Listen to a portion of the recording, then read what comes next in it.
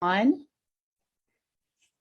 And I am really excited today that to introduce Janet Barakat, who is a national board member who is on our board as our practitioner at large. So she's really ensuring that we're linking our practices and giving that input of those in the field who are practicing and implementing transition practice. And, you know, she met with some others. I'm not sure if anyone on this call was part of that, and I will certainly give that privilege to Janet to introduce. But, you know, as you know, we sent out a DCDT blast to our members that said, hey, are you a practitioner? Are you interested in getting more involved and guiding DCDT? And what resources and information will be helpful to move your practice along? It's something that the board members on this call, Dr. Lombardi, Dr. McNaught, Dr. Daviso, Dr. Kutcher, are very concerned with ensuring that our practices as your national board are really what you need to actually improve the outcomes of all youth and really gathering together. So we're excited that you came today for this important discussion, and it is a great pleasure of mine as your DCDT Executive Director to introduce Janet Barakat and what this board believes is really important, that we really are looking at implementing evidence-based practices in the field. Thank you, Stacy, and thank all of you for attending today. I appreciate it, especially all of the board members. That's kind of exciting to have everybody here. And this topic really blossomed out of a small committee meeting of practitioners that were interested in being part of a committee. And as we talked through different topics during our meeting, this topic kind of blossomed out of that. As an important topic to address. A little bit about me. I spent a large part of my career working for Hallmark Cards as a sales representative for them out in the LA area. But towards the end of maybe middle to end of my career, I decided that I was going to go back and get a teaching credential because that was something I always wanted to do. And at the time I decided to do that, I decided to go to Azusa Pacific University. I got my teaching credential there in general education and in special education and a master's degree from them. And then I got my first job teaching middle school special ed in a special day class. And then I was given the opportunity in the district I was at to start a transition program. After a few lawsuits in our district that said that we were not doing transition well, I was asked to create a program. And in that process, I discovered the KU program on secondary transition, the master's program. And that's where I met Stacy, and everything else is history. I got involved in DCDT, and now here I am in doing as much as I can with secondary transition. So if you wouldn't mind taking a minute in the chat to go ahead and put your first and last name, maybe where you work, and maybe one fun fact so we could get to know each other a little bit better during our conversation today. What we're going to talk about is really self-determination, project-based learning, how we can blend those all together, and then really have a discussion at the end and share ideas. And I know many of you know what self-determination is. It's a combination of that skills, knowledge, beliefs that enable a person to engage in that goal-directed, self-regulated, autonomous behavior. It's understanding the strengths, preferences, interests, and needs of a student and their limitations, with belief in oneself as capable and effective. And it also is believing that you can control your own destiny and make your own choices, which is huge. And it's a combination of attitudes and abilities leading to that self-goal setting, and then being in charge of making your own choices, learning to effectively solve problems, and taking control and responsibility in one's life. So when we look at it even a little further, we see 8 components of self-determination. That's choice making, decision making, goal setting and attainment, problem solving, self-awareness, self-efficacy, self-advocacy, and self-regulation. And we're going to look at those 8 components and how we blend those into project-based learning. So why do we teach it? Most of us know why we teach it, because it provides more positive adult outcomes, higher quality of life for our students. It provides positive school experiences for students. We see better post outcomes in education and employment. Students who have strong self-determination skills are more likely to earn higher incomes. Oftentimes it will improve behavior incomes when they're learning more about themselves. They become more engaged. They learn problem-solving skills, learn to speak about their disability and needs. And we think about, I've had many high school students that I've worked with, when I say, tell me about your disability, they don't even know what the disability is called. They can't speak to it. They don't know how it affects them in daily living, except that they struggle in class. And they know that they're in special ed, and they're sort of ashamed to be there, but they know they need the classes. So teaching self-determination to our students is so important, but we don't always have time to do that. Typically, it's taught in a classroom setting. It's pencil and paper, typically. In that classroom environment, desks are lined up in a row. There's not a whole lot of engagement by the students. And the students are like, why do I need to learn this? For the teacher, it takes a lot of time. Teachers say it's more important to cover language arts and math and science than it is to teach self-determination. Why do I need to teach it? Teacher knowledge is low. The resources they have available in the classroom, unless they've sought them out themselves, are probably negligible. They don't really have the tools they need to teach self-determination. So they typically don't. So we know in the typical middle school to high school classroom, teaching self-determination isn't happening. In real life, in the boots on the ground place, it doesn't happen for all these reasons. So when we think about that, we think about how can practitioners teach self-determination and improve post-secondary outcomes if the classroom model isn't working. And for many of us as practitioners, we know that classroom model isn't working. And the question is, how do we teach self-determination that's relevant to today's student? Many of the lessons out there, the students don't relate to. It's not relevant. They could care less. So how do we really teach it? So when we think about teaching it, and then we think, because of my business background, I oftentimes think about the business world and what it's really like. Education is very different from business. So when that student gets out into the real world, the top skills that companies are looking for, those soft skills, creativity, persuasion, collaboration, adaptability, time management, critical thinking, strong communication, decision-making ability. Us as educators, we have those soft skills. We do those things out in our daily living activities.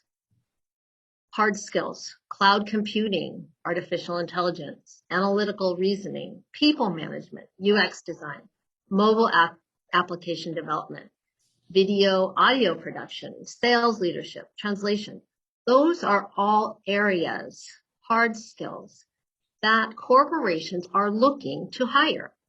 So how do we blend those two soft and hard skills together to really teach self-determination so that our students are really prepared for entering adulthood and a real job in the real world? So All of these skills are teachable through all of these skills teachable through project-based learning? That's a question. Are they all aspects of self-determination? When I look back at all of those hard and soft skills that students need to know, that adults need to know, I am convinced that yes, they are all aspects of self-determination.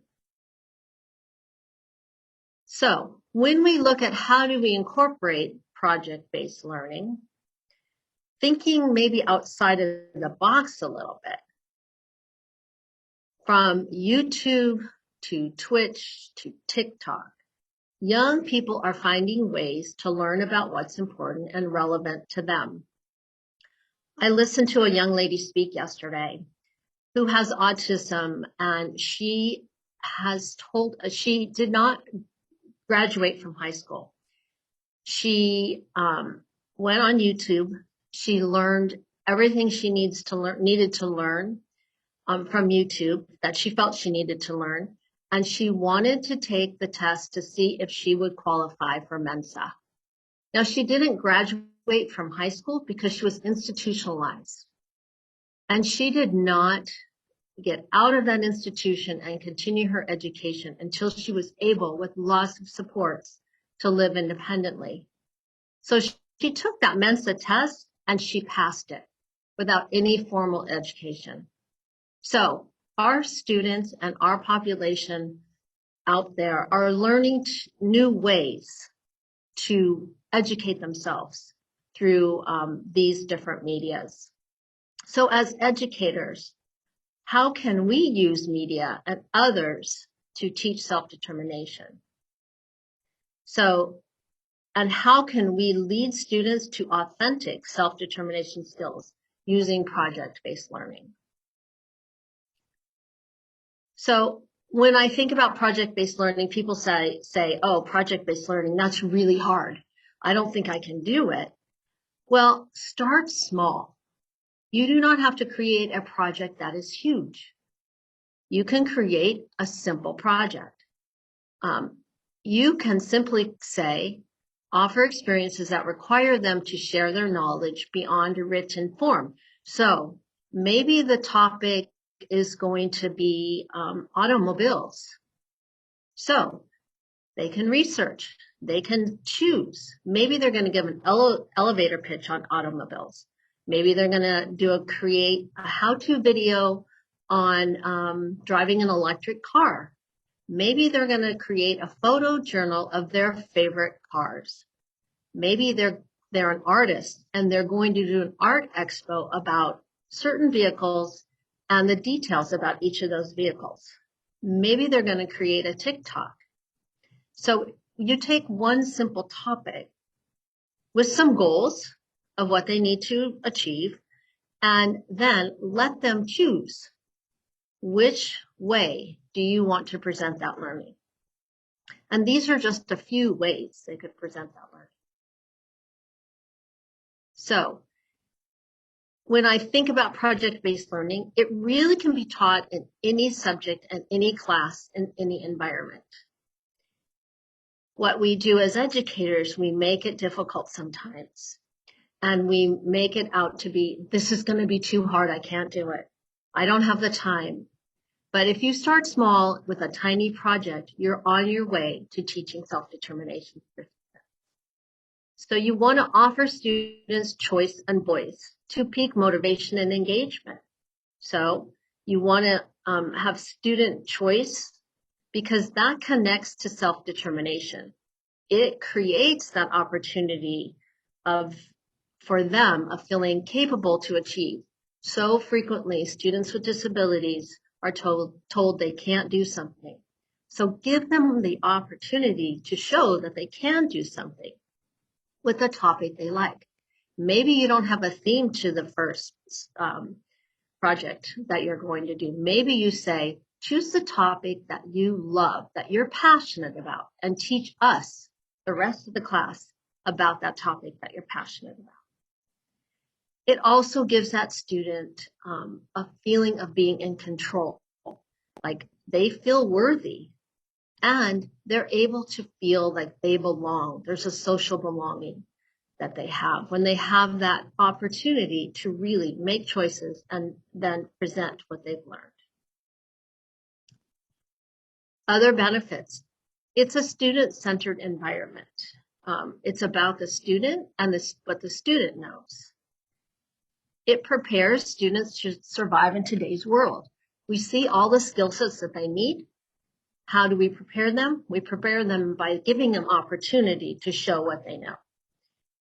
And it makes school more like real life, what's really happening out there.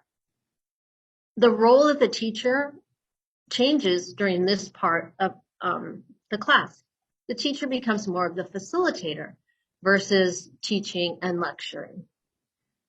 Students learn how to work in groups and provide input and listen to others because they have to learn that team building aspect.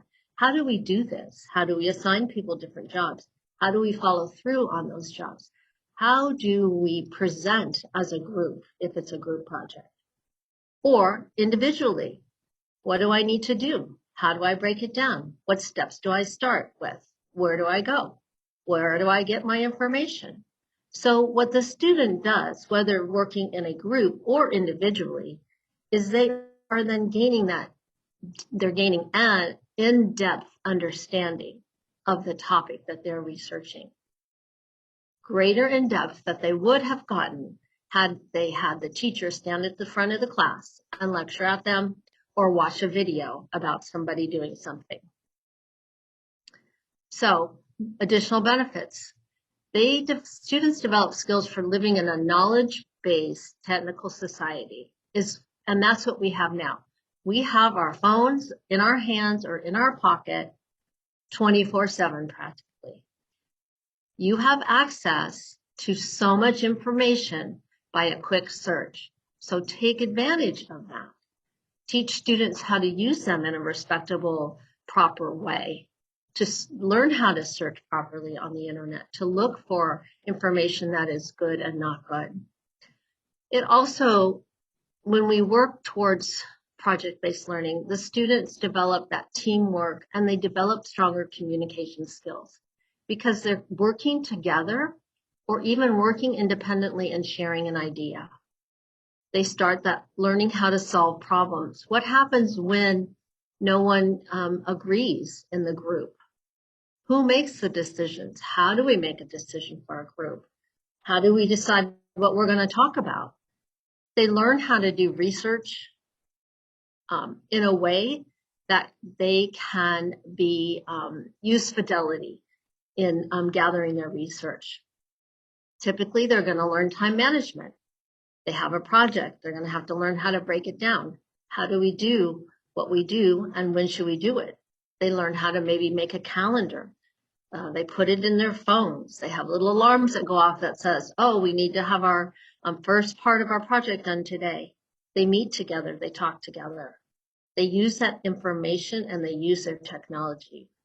They pick up that planning, reasoning, critical thinking, and creativity skills as they work together as the team, or even if you're working independently, you're going to be able to create those skills and that skill set.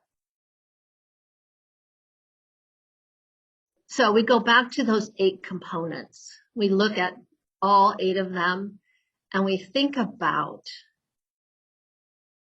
brainstorming. We think about the importance of taking a project and developing that self-determination for students.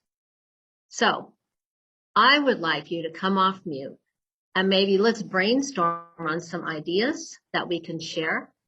I'm going to show you just 4 more slides and then I will stop screen share and maybe we can brainstorm ideas and get some of your thoughts on what you're doing.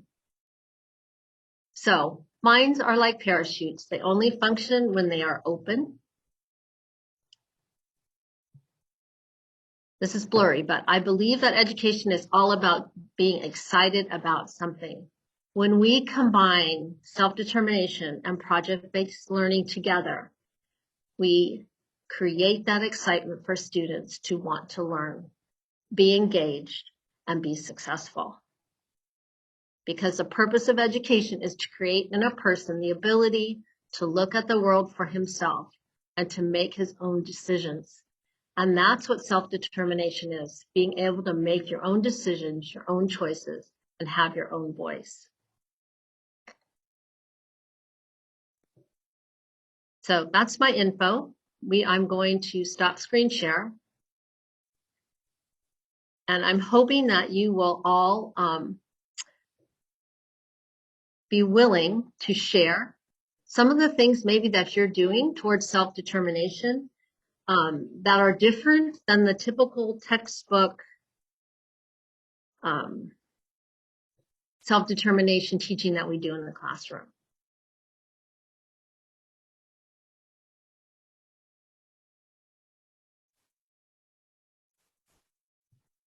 Hi, this is Kathy.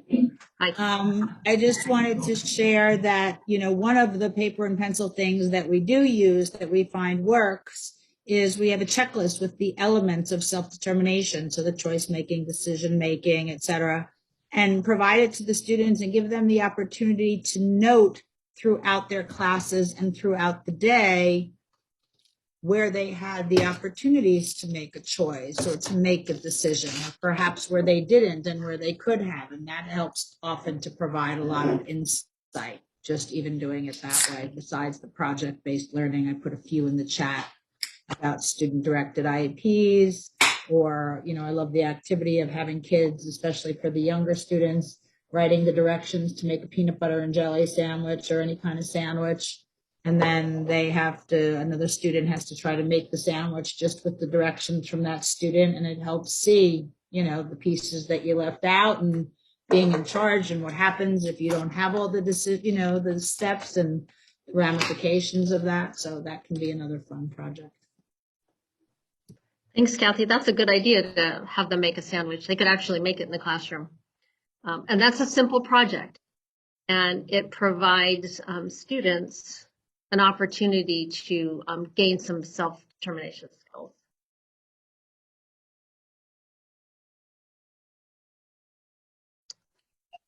Hi, this is Lindsay Palick Shelton. One of the things that I do is when I have students on the job site, after their completion of their programming, they come back to the team or the next group of students that are going to be going out. And then they're actually teaching the skills to the incoming group that are out in the community at the job site. So they take a lot of ownership in the skills that they're developing. They have a sense of camaraderie between their peers their age. And then they can kind of go in with some extra skills instead of being told by the employer or the job coach. And we've seen a lot of success with that just because it's a little non-traditional. And it's also like a rite of passage for some of the students. So that's just a unique way that we've been using. Thank you, Lindsay. That's a great idea because it teaches the student who's teaching the skill responsibility. They have to learn the skill, and then they have to be able to teach it to someone else. And so that demonstrates great responsibility. So, others, ideas, we have a lot of people out here with a lot of experience.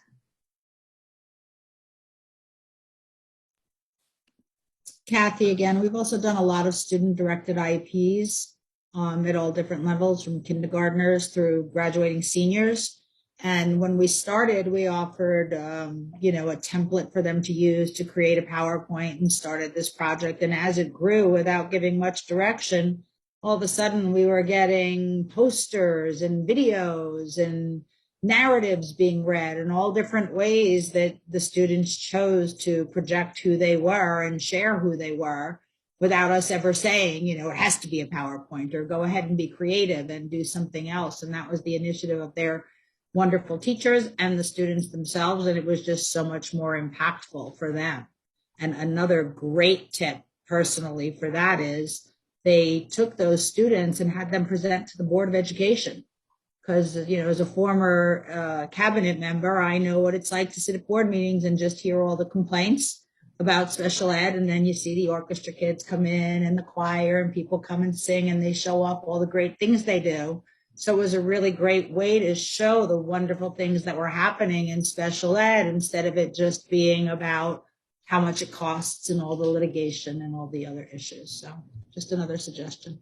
Kathy, I'm glad you brought that up because, as we're talking about getting students, and I know Dr. McNutt is on this call and he runs the I'm Determined project. And I don't mean to be giggling, but when we're still at the point where we're talking about students' rights and involving them in their IEP meetings when they should be running it and leading us.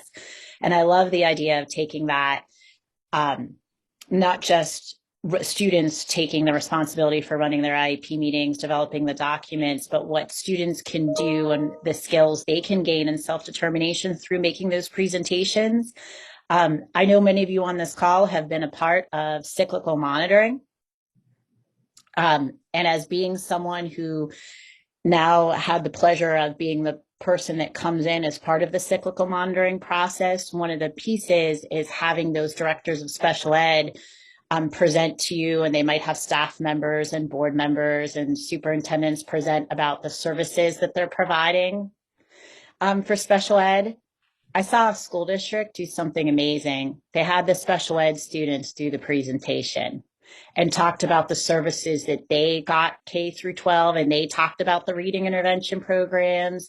They talked about, the system and How they help them, right? Yes. And when it was much powerful, and then you're talking about self-determination, self-assessment, and practice, to have those students do that and look at those ways of things that are naturally occurring in our buildings, whether it's a school board meeting, whether it's a presentation, whether it's cyclical monitoring, really having the students take ownership. I think that can become a project where they can work alongside some folks they don't normally work alongside. And I thought that was genius when I saw that.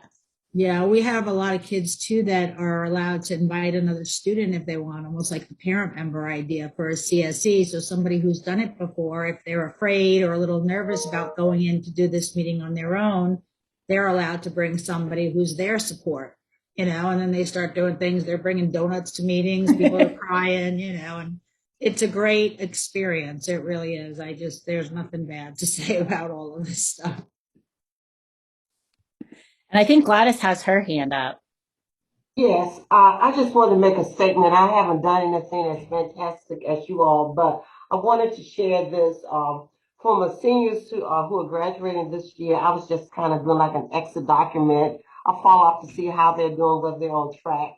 And when I got to one student, he says, I want to offer a thank you and then ask a favor of you. And I asked him what was the favor. He says, you were the first person to come to me to tell me about IDEA, ADA, and what my rights are. And I want to ask if you'll be kind enough to share that with as many students as you can.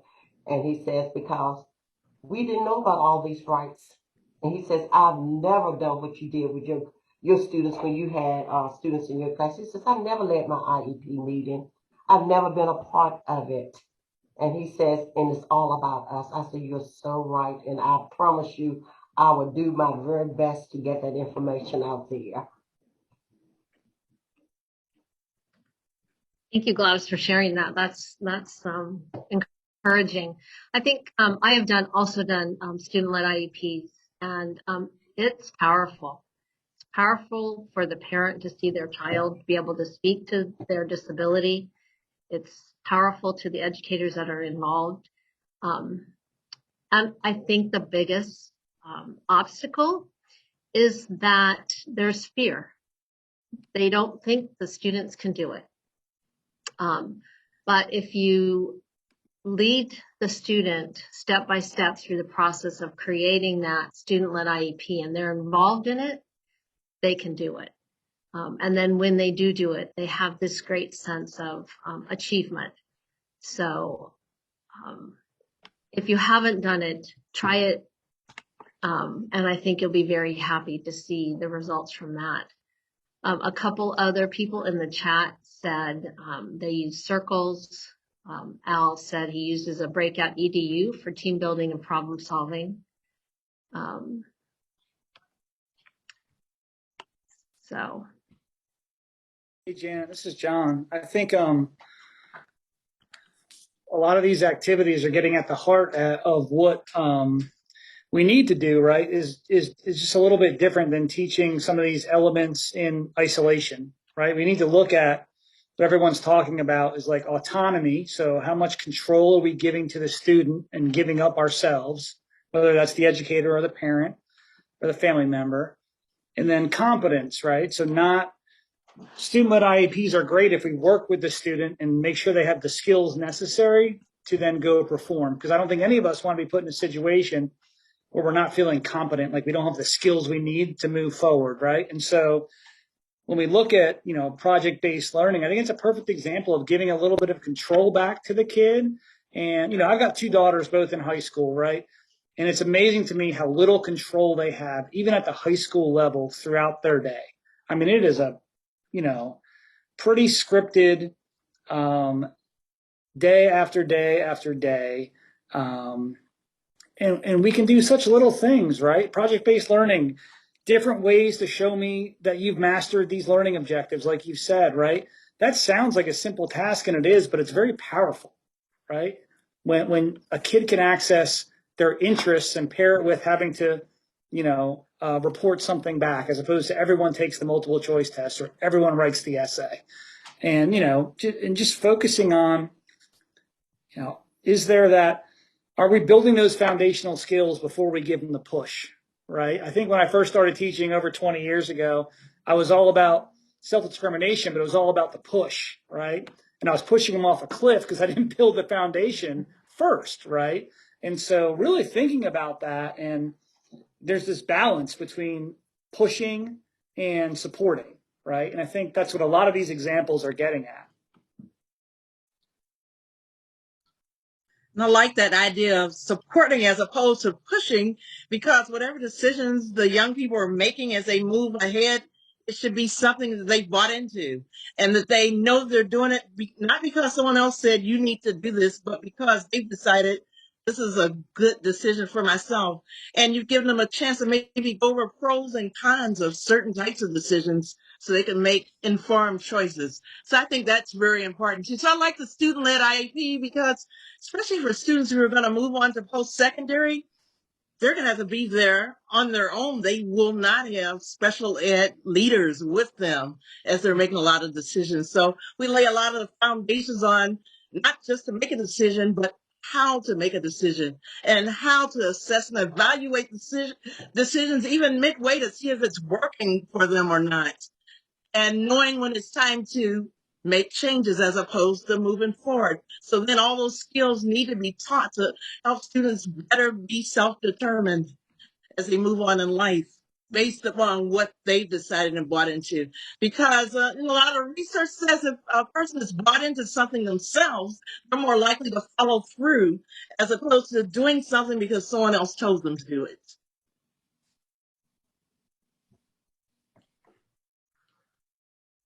We also, I think, have to teach our students that it's okay to fail because they make a choice and perhaps the choice they made wasn't the best choice.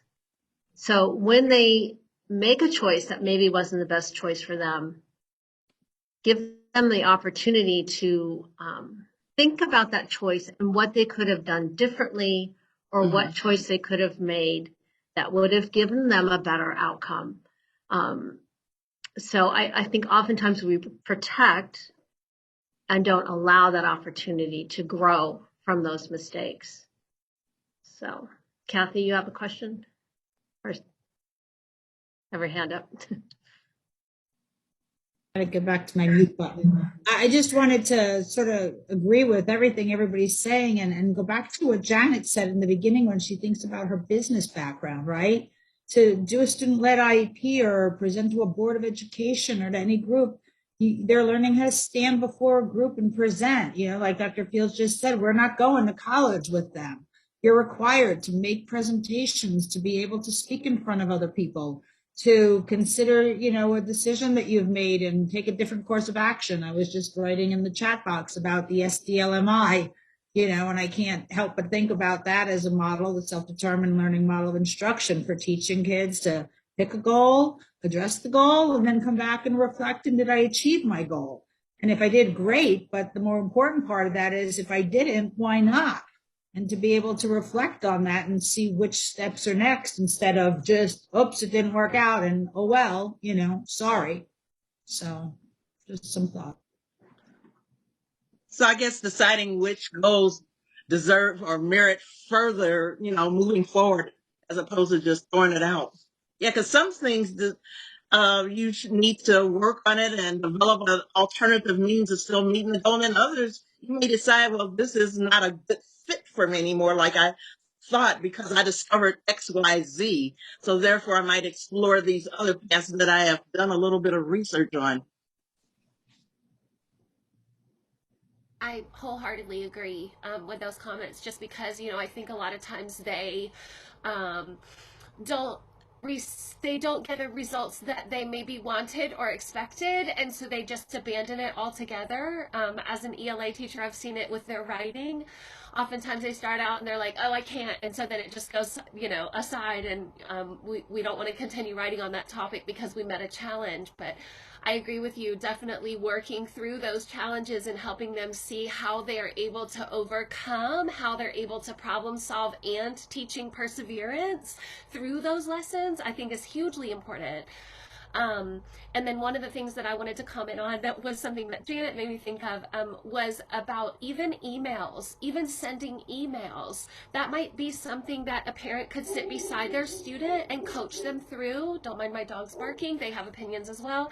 Right. But starting out with them, coaching them through, and I've had many parents at the high school level that are like, oh, I just email the teacher. And I'm like, but perhaps is that something that you could sit your child beside you and have them do, even if you're coaching them through what the thoughts are to go in the draft email, is also teaching them written communication skills that would be invaluable to them in the future. I'm going to weigh in. My name's Linda Starnes, and I happen to be a parent. My kids are grown and well into their 20s, but I'm a former special educator from long ago, and then was home because they both have very rare conditions and different kinds of medical complexities to their life. And so I was on the other side of the IEP table for years and years and worked with them to pass that advocacy baton over to them. And part of that was building their self-determination skills and trying to create a triad, that partnership between school, family, and the student.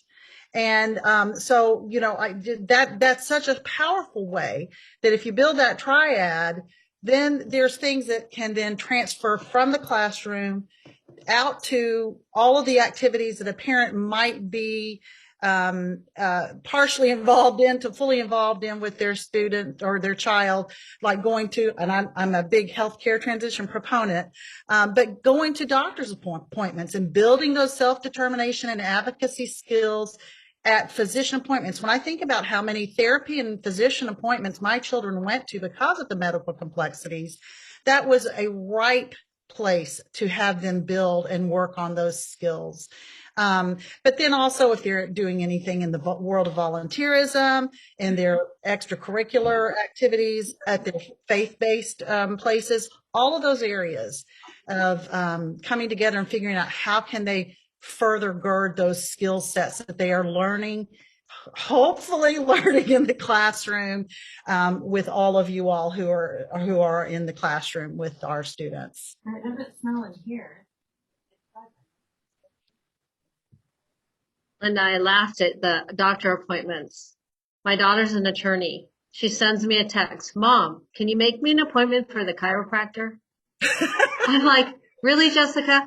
You could do this yourself. You could send the text. Yeah, well, and here's the thing is, my son uses assistive technology for his primary form of communication. And so working with him to advocate, to allow him to use the patient portal in full to set his appointments and to communicate with the physicians. And so that's a training opportunity, working with him. How do you use the patient portal?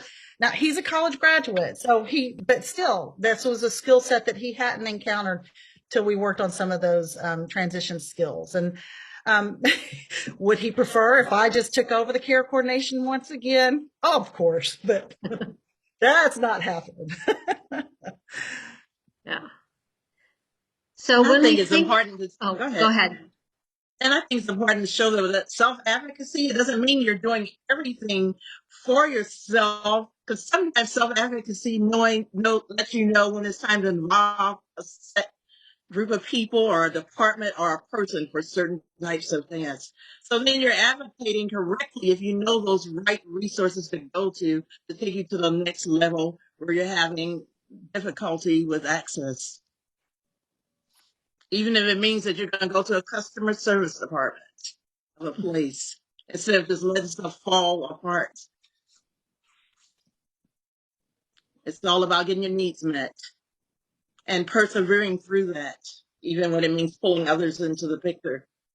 But then at a certain point, once you have learned how or what you need to do to handle your matters, then you assume it on your own. And that's important. What we have found is to teach obstacles and barriers.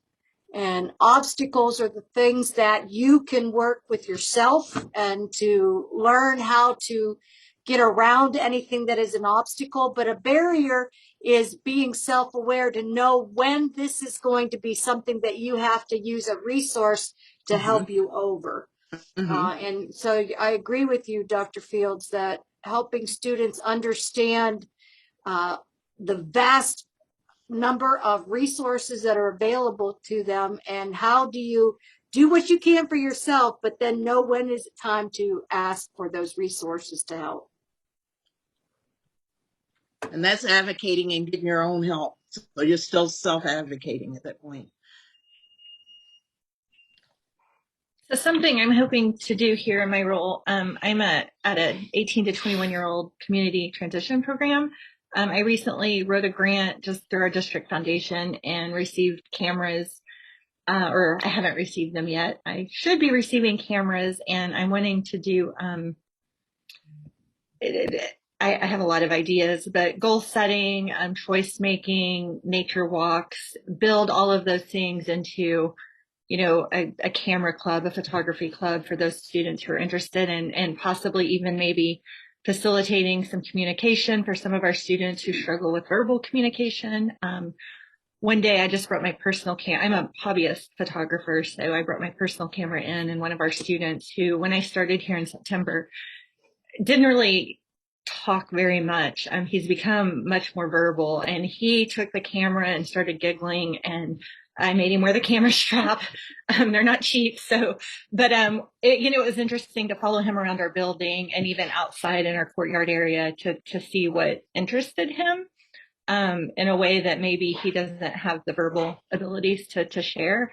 So I'm hoping to, this time next year, have a toolbox full of ideas and resources and what worked and what didn't work and be able to build on something, using a hobby that I enjoy that maybe some of our students will too.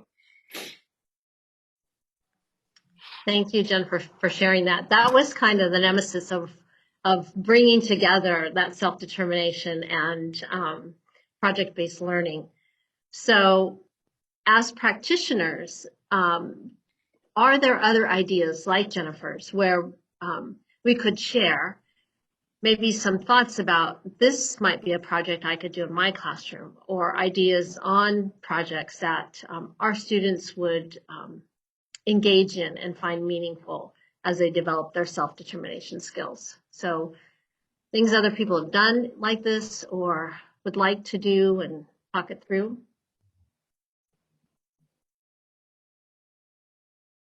I'll come from a parent perspective. My youngest hates school, has always hated school, has a 504 plan. So one thing we've done since a young age is, and it's funny when you have a self-determined kid. It's great until it isn't. And so we would every week she gets to pick the meal she wants to cook, and so she's in charge of figuring out the meal, getting the recipe, making the shopping list. We go to the store, we buy everything. And then she cooks it with, scaffolded support, depending on what the meal is. And so I don't know, for like 2 years, we ate Gracie's famous pasta every Wednesday, which wasn't too bad, but I kind of got sick of it. But she's become really competent and confident in the kitchen. And so I decided I'd introduce her to a replacement meal. And now I got her hooked on grilling steaks. And so it's just funny to watch her. School doesn't come easy to her, but watching her demeanor change when she's in a environment where she feels good.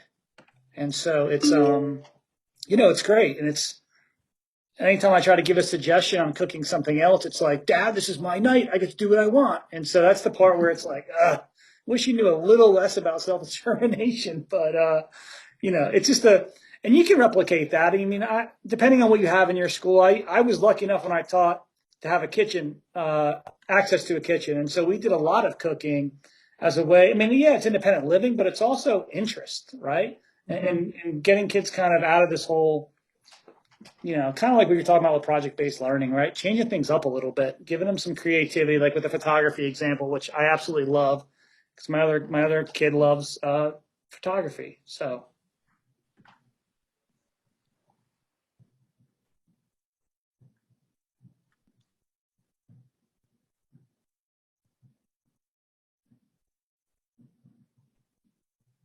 And so often we talk about some of the students with lower cognitive abilities, getting the self-determination skills. I think is even more important in some cases for students who have a little bit of a higher ability, who will have to function more on their own without various resources and supports behind them in the community as young adults.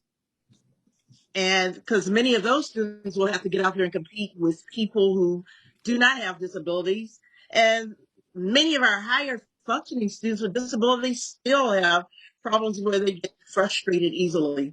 So we have to work with some of those skills with self-determination there, in spite of their ability being a little bit higher academically than some of the students with lower cognitive abilities. Julianne shared in the chat that there's a local pediatrician's office near her who frames the art and images, photos, and sells them on behalf of the student organization. I think that's a great opportunity for the students and, just to give them that, let their art be shown in an office. That's pretty exciting. I like that. To see it.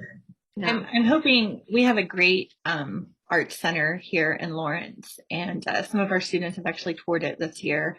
And so I actually probably should reach out now, since I know things tend to book up ahead of time, to maybe do some sort of culminating, a display at the Lawrence Art Center for a month, next year, or some of our local little coffee shops. We do have a student who works at one of our local coffee shops, so they're another potential partner. It's a former special ed administrator, so she's real receptive to doing what she can as a small business owner to kind of help our purpose. So yeah, I have so many ideas. It was actually hard when I wrote my grant because my brain was just going all over the place with everything I think I can do, but just to narrow it down to not take off too big of a bite as I get started. But I'm excited. Start small. Yeah. And build. Yeah, I like that art show concept because it's just showcasing successes. So then that helps to build confidence for a student to strive even more for the next thing. Yeah. And if it's just, some students may actually, realize, like me, that they get the photography bug and actually want to learn more about photography and how can they, maybe make a hobby. I mean, I've sold a few photos and done a few displays and things like that. So maybe a student kind of gets a taste of that and even wants to progress in that direction. Or maybe we can do some fundraisers for our school with a calendar. Yeah, I think there's a lot of possibilities there. I have a couple things to share. Going back to the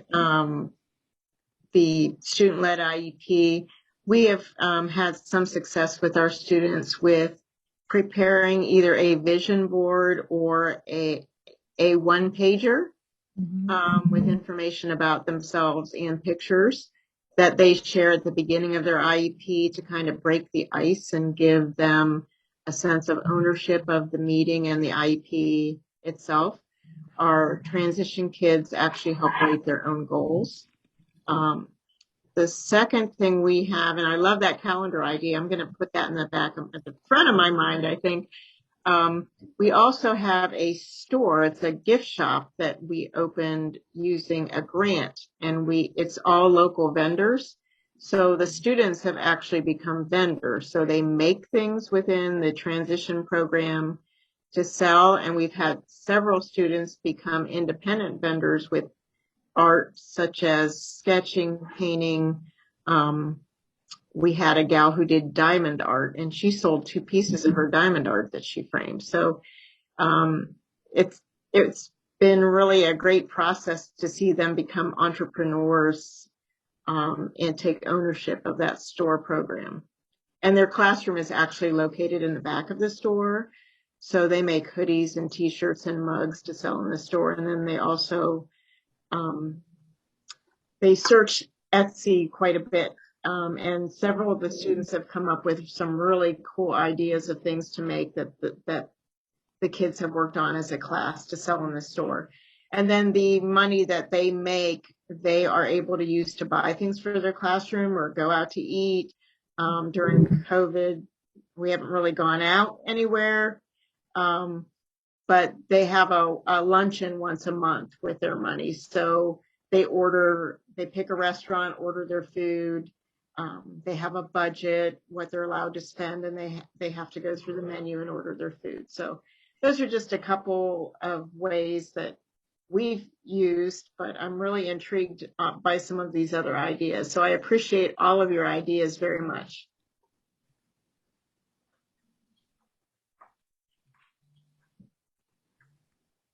Anyone else with sharing an idea? I work in a special education local plan area. We cover 14 school districts. In December, we did a craft fair, and all of our students that are moderate to severe create crafts, and we all come together. We were in a gym, and they sold their crafts that they made to raise money for their classrooms so that they could do other things and have other supplies in their classroom. So it was exciting to see how happy and joyful our students were who made the crafts and sold the crafts and got money for what they did. And we probably had close to 30 different classes participate. So it was really exciting to see that. So, and all of that was working towards building that self-determination, all of that skill set that they're going to need as they transition to adulthood. So I'm wanting to, I don't know if any of you are familiar with Shopify, entrepreneur online. They work with a lot of small businesses, and I know they have a program for schools. So there's no charges for school-based projects to build entrepreneurship, and that's on my list for summer when I have free time to dig into a little more. I don't think it's necessarily tailored for like class group. It's more individually focused. I'm thinking at least for the students it might be better to have some sort of group. And again, you're still building in collaboration, the social aspect of decision making and coming together to see. But if anyone, just asking if anyone else is familiar or know of anything like that, I don't know. Again, it's just been on my to dig into list. I haven't had much luck with Shopify. I actually switched to Shopify from Square, and then I switched back about 6 months ago because it was kind of difficult to manage. And we also use Square in our store, so it's a lot easier to manipulate using the website and the Square system. We use an iPad for our cash register, so we have pictures of types of items for vendors, and we also have a lookup page so the kids that need the picture prompts can use the pictures to look up something when they're ringing a customer out. The kids that can read can use the lookup system by just typing in a few letters of the name of the vendor. So I've had a lot more luck with Square, just being in a sales type of position. And it's very easy to personalize, I found, especially if you're going to do any kind of sales, and pretty much all the sales platforms, like Square, Shopify, Clover, they all charge about the same rate. So I haven't really looked into a no charge thing on Shopify because we are selling and we have to keep track of our taxes and all that sort of thing. I also wanted to mention that I do use the one pager and some other resources for classes that we do. We are also a vendor for Opportunities for Ohioans with Disabilities. So we do classes with students in schools called pre-ETS training, pre-employment training services. And we use a lot of those type of things, especially in our self-advocacy class. It's a series of 8-hour classes that you can do individually in small groups. So I found a lot of good resources in self-determination and the I'm Determined program to use with the kids.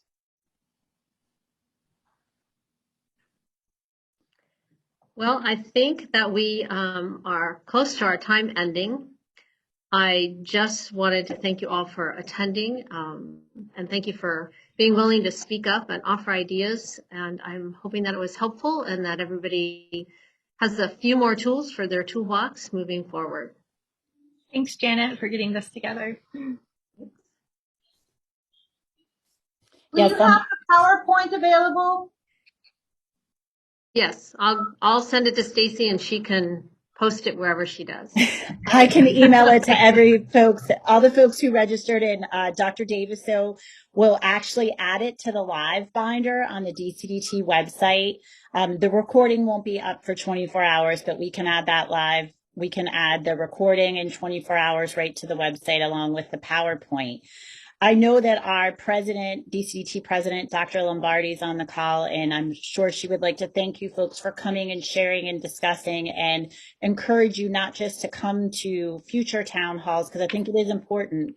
You know, lots of folks were sharing ideas with each other, and this is what DCDT is about, is connecting with each other. So if you have opportunities or ideas, or you'd like to continue conversations, if you would like to shoot me a quick email, I can connect with the DCDT avenue or channel that can help make that happen for you, because we really want to continue these discussions with our members. Correct, Dr. Lombardi?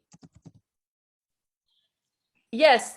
Thank you very much, everyone, for joining today. And, the town halls are relatively new.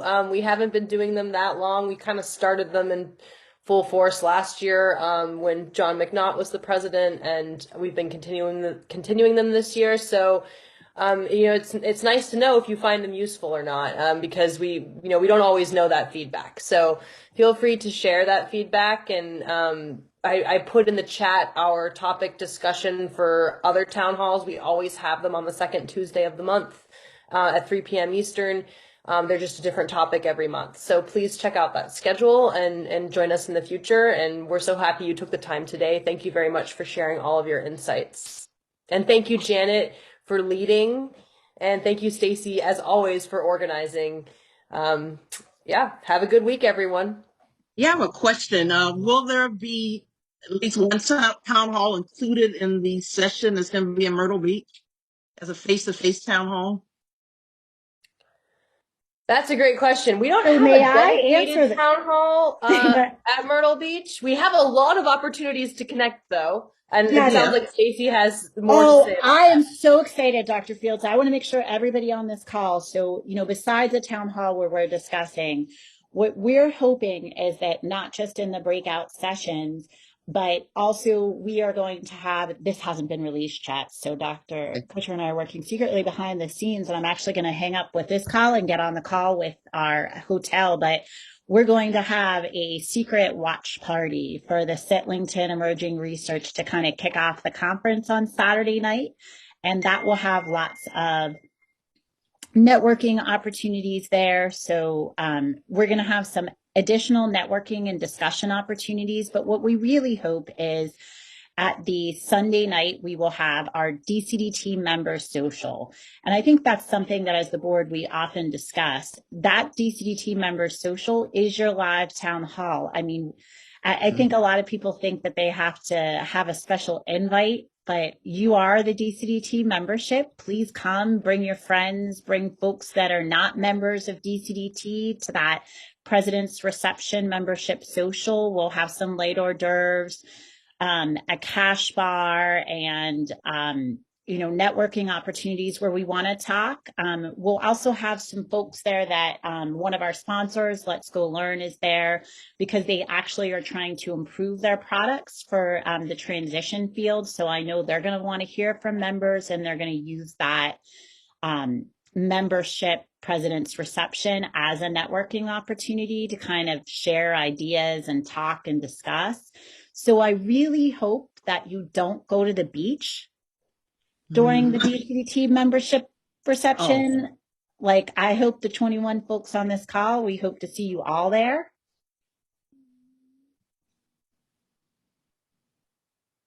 It's an evening event. I will not be at the beach. Good, Kathy. We hope you're also not in a hospital bed either. We definitely give you the DCDT award. I'll be out by then. This was great. Thanks so much. Thanks. Have a good afternoon, everyone. Take care, everyone.